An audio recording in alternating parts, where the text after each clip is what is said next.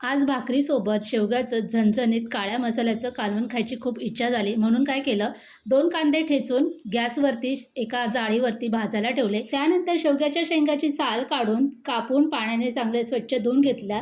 खोबरंसुद्धा कांद्यासोबत भाजून घेतलं. दोन्ही ताटात काढून घेतलं. थंड झाल्यानंतर कांद्याची साल आणि खोबरं बारीक बारीक कापून मिक्सरच्या भांड्यामध्ये घालून त्यासोबतच थोडासा लसूण आणि तीळ घालून, कोथिंबीर घालून, पाणी घालून छान याचं वाटण तयार करून घेतलं. मसाला तयार झाला. आता कढईमध्ये तेल घातलं, जिरं घातलं आणि वाटलेला मसाला घातला. छान तेल सुटेपर्यंत शिजून दिला.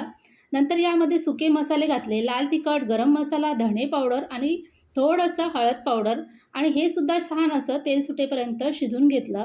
कापलेल्या शेवग्याच्या शेंगा यामध्ये घालून, पाणी घालून, मीठ घालून झाकण ठेवून शेवगा चांगला शिजून घेतला. इथे झणझणीत शेवग्याचं रस्सा कालवण तयार झालं. मस्त भाकरीसोबत खाल्लं.